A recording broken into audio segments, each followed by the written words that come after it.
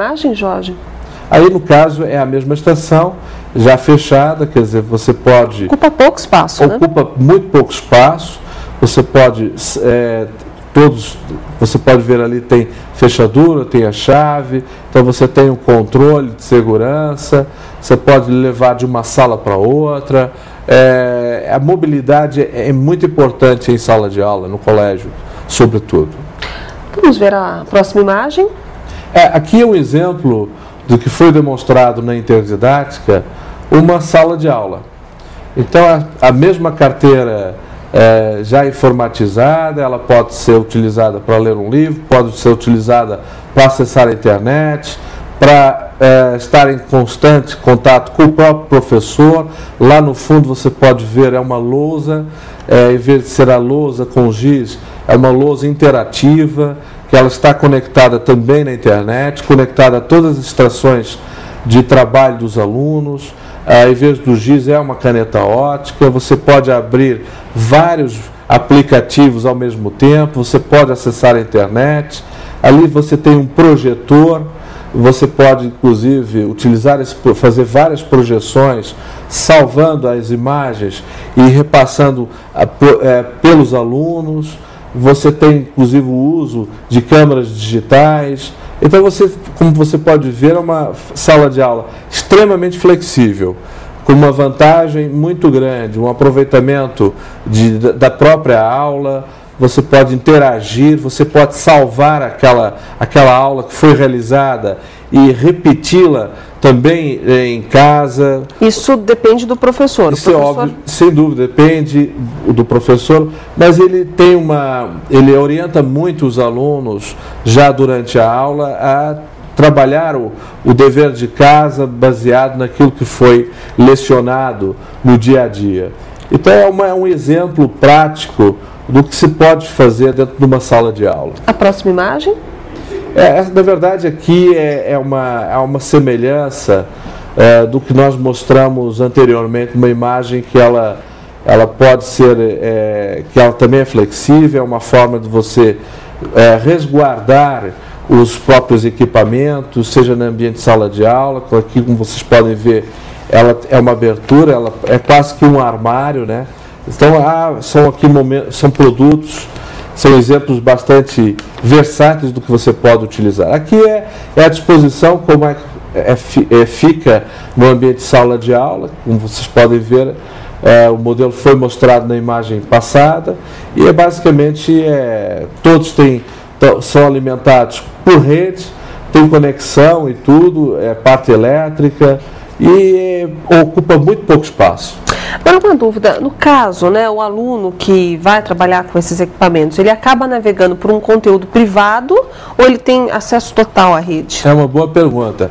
Ele tem acesso total à rede. Quer dizer, hoje você tem não apenas soluções, provedores que têm essa informação, tem digamos assim, esse currículo, né?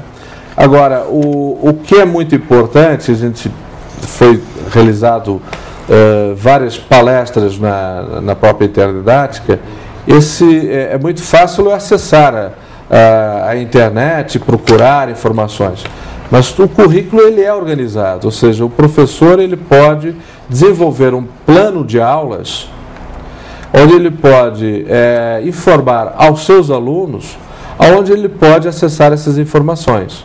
Agora, há uma preocupação, obviamente, dos educadores com relação à dispersão dos alunos dentro de um ambiente desse, porque acaba sendo favorável, de certa forma, com esta liberdade de se consultar a internet. O que os professores, os educadores estão fazendo para justamente controlar os alunos, essa possível dispersão que vem a acontecer?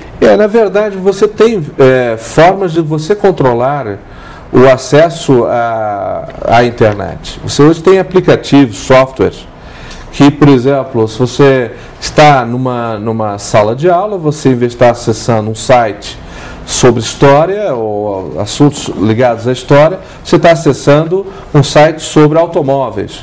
Quer dizer, você tem como você fechar, inclusive, há experiências fora do Brasil, por exemplo, em algumas regiões na Inglaterra, que o acesso à internet se faz não apenas dentro da escola, mas através de bairros.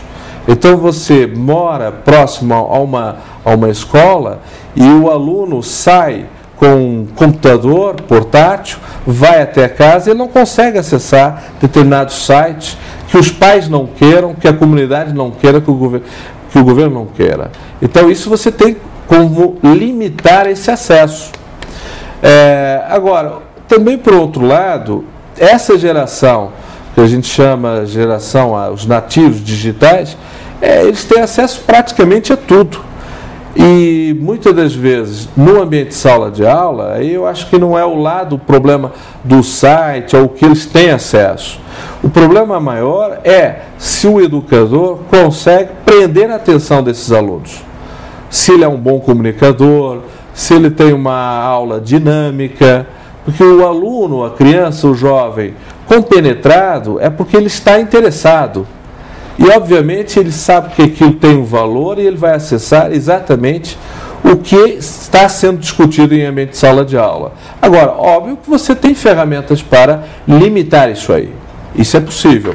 Mas o importante é realizar uma boa aula, né?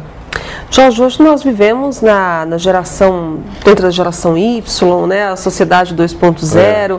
Dizem que o jovem hoje é capaz de fazer 5, 6 coisas ao mesmo tempo, entrar numa sala de bate-papo, fazer a lição, ouvir música, baixar alguma coisa da internet, ou seja, ele consegue fazer dezenas de tarefas ao mesmo tempo que as gerações passadas já não têm essa mesma facilidade. Como é que as escolas estão se adaptando a esse novo perfil do aluno?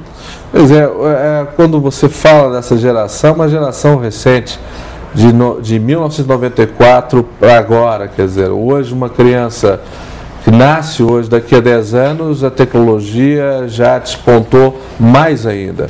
O problema é exatamente como é que hoje as salas de aula, o formato de sala de aula é século XIX, recebendo alunos nativos digitais de século XXI. Então, o problema hoje é grande, quer dizer, aí não é só apenas, então eu vou modificar a minha escola, vou modificar toda a minha sala de aula, vou equipá-la e aí vou ficar conectado com essa geração. Não, não é só isso. Essa geração se comunica diferente. Essa geração, ela acessa meios de alta tecnologia diariamente. Hoje, um jovem acessa durante o dia quase mais de 3 horas e 40 minutos acessando a internet. Então, na verdade, o problema hoje é trabalhar a inclusão do professor para que ele possa utilizar os conhecimentos que ele tem prático, profissional, ou utilizando esses meios para que essa geração ele consiga prender essa atenção e ao mesmo tempo melhorar ainda mais esse conhecimento dessa geração. Então, acho que hoje a formação do educador, que é o principal agente difusor dessa educação, ele tem que estar sendo realmente, não digo apenas reciclado, mas saber lidar com essa tecnologia para trabalhar com essa geração. E as escolas, as universidades, elas estão dispostas a investir nesse novo profissional ou acaba sendo uma responsabilidade do próprio profissional ir em busca da sua reciclagem? Eu acho que o que você colocou agora é muito importante, quer dizer, muitas das vezes as universidades, as universidades não estão formando e não estão preparando esse profissional para o dia a dia da educação. E aí não há outra alternativa. Realmente o profissional, o professor, o educador, ele tem que procurar se reciclar.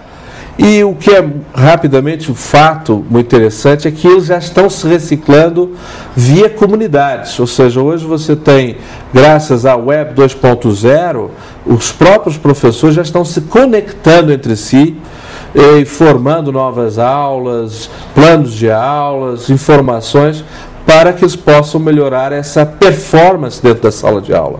Então, quando a faculdade, a universidade não prepara, o mercado prepara.